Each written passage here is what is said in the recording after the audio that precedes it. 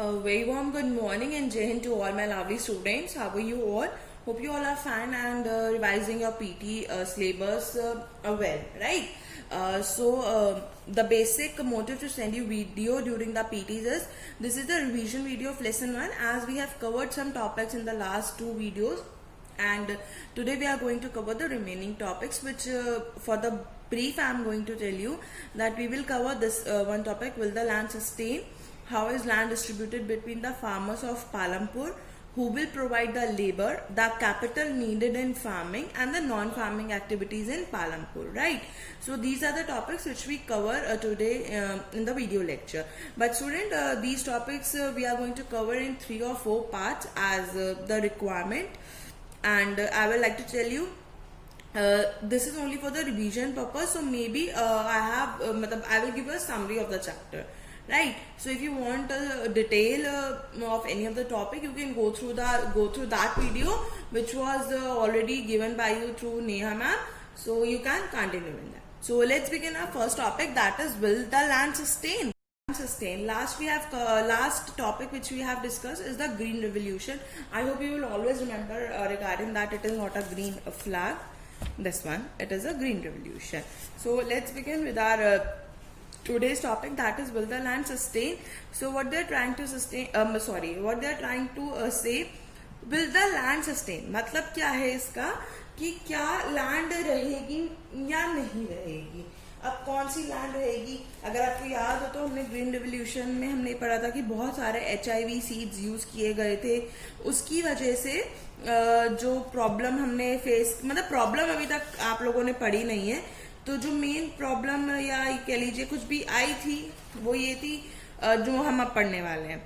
ठीक है ना, कि फर्टिलाइजर्स तो बहुत अच्छे हो गए थे, बहुत ज्यादा प्रोडक्शन भी हुई थी और सब कुछ बहुत अच्छा हुआ था. ठीक है, सो अब हम ये पढ़ने वाले हैं. उससे पहले मैं आपको एक चीज बताना चाहूंगी. No don't like see this one. See this one. We have not inherited world from our forefathers. We have borrowed it from our children. Explanation is not for you. This is not for you. Only the main thing is this one quote. We have not inherited world from our forefathers. We have borrowed it from our children. What they are trying to say is कि हमने जो ये जमीन है या ये जो हमारे रिसोर्सेज है, जो ये वर्ल्ड है, हमें किसी से जायदाद में नहीं मिला है. ठीक है, हमने अपने आने वाले जनरेशन से ये बोरो कर रखा है और ये हर जनरेशन के लिए लागू होता है. क्यों आपसे कहता है कि पानी बचाओ या मतलब अपने रिसोर्सेज को बहुत अच्छे से यूटिलाइज करो? इट जस्ट बिकॉज क्योंकि आज जो हमारे पास है, मे बी अगर हम उसे अगर हमने उसे फुल्ली यूटिलाइज कर लिया तो आगे आने वाली जनरेशन के लिए कुछ नहीं बचेगा. ठीक है, अब मैं आपको एक क्यों समझा रही हूँ, वो यही है. अब क्या है साइंटिफिक, देखो इसको भी स्टार्ट करने से पहले आपको बता देती हूँ, everything has an advantage as well as disadvantage. अगर आप फोन को एक एडवांटेज समझते हो तो इसके डिसएडवांटेज भी है, राइट?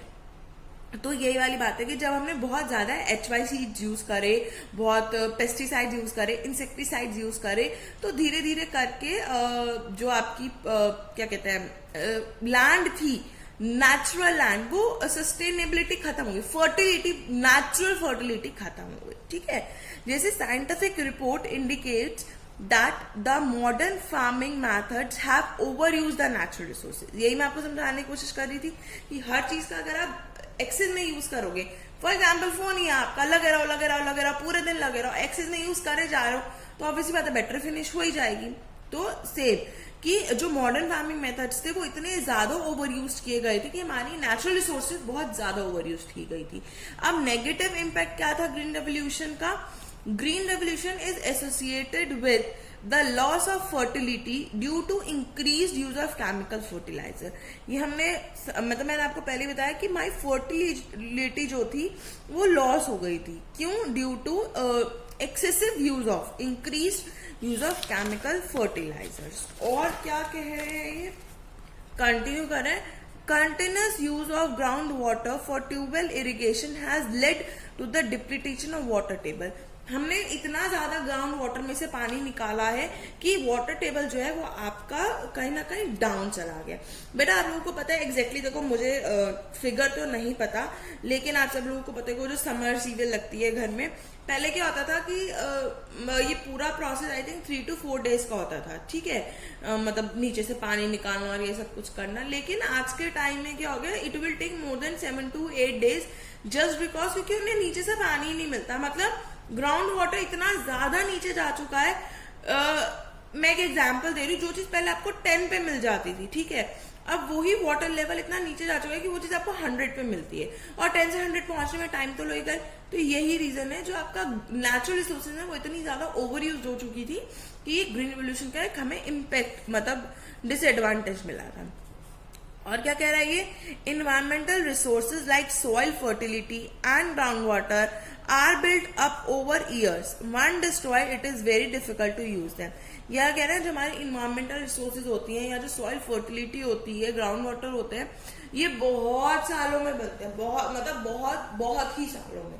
और अगर ये एक बार डिस्ट्रॉय हो जाता है तो इन्हें दोबारा से बनाना it's really very difficult. Like we must take care of the environment to ensure future development of the agriculture.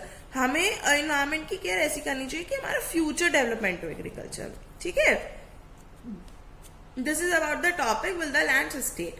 The next topic which we are going to cover is how land is distributed between the farmers of Palampur.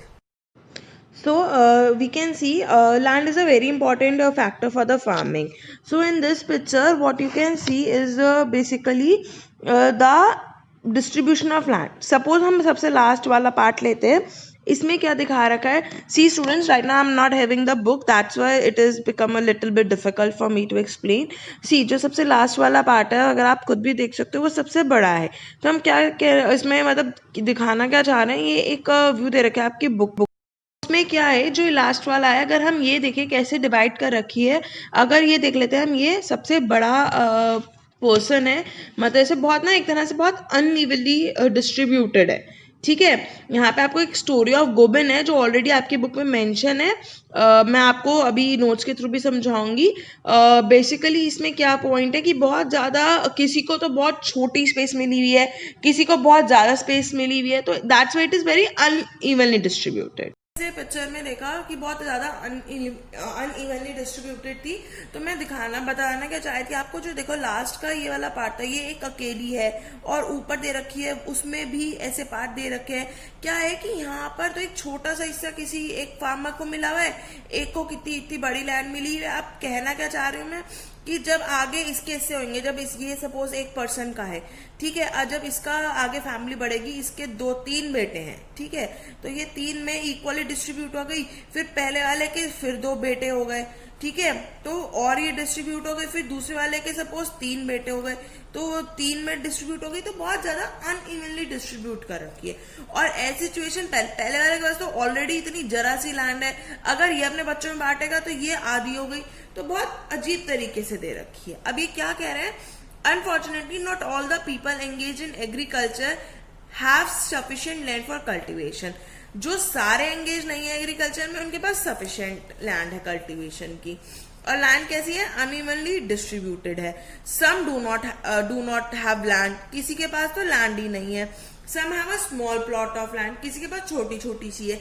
और some section have huge part of land, जो हमने अभी देखा कि एक के पास तो इतना बड़ा था, किसी के पास वो छोटा छोटा सा था बिल्कुल, किसी के पास बिल्कुल भी नहीं थी। फॉर एग्जाम्पल यहाँ पे एक गोबिन है, उसकी स्टोरी है which is already mentioned in your book, so you can go through that story also which I am going to explain you afterwards. Okay, the story of the Gobin who was a farmer, और इसकी 2.25 hectares land है, and though didn't live very comfortably, they managed to feed itself a little bit of extra income from one buffalo. इनके पास एक buffalo है जिनसे इन्हें थोड़ी बहुत एक्स्ट्रा इनकम मिल जाती है। और गोबिंद की डेथ के बाद तो उनकी ऑलरेडी वही वाली बात है कि एक छोटी सी लैंड है, फिर वो और दूसरों में डिवाइड हो गई। सो मतलब ये सब चलता है। उसके बाद क्या कह रहा है ये, each one now has a plot of land, जो मतलब हर एक के हिस्से में क्या है 0.75 हेक्टेयर। इरिगेशन और मॉडर्न फार्मिंग की मेथड से वो और भी मतलब बेकार हो गई। So Gobin sons are not able to make a living from their land, they have to look for the additional work during part of the year. It's very obvious कि किसी के पास 0.75 हेक्टेयर लैंड है तो वो कहाँ से अपनी अर्निंग करेगा। So this is the disadvantage of the green revolution. Okay, so students, this is already mentioned in your book, so you can go through your book also. And this is all for the first part, and in the next part we are going to start with who will provide the labor, and our next topic is the capital needed in farming. And let's see the more topics if we can cover in this next part or not. Fine, so I'm coming with the next part very soon, means in the next part. Here it is. Okay, chalo, bye.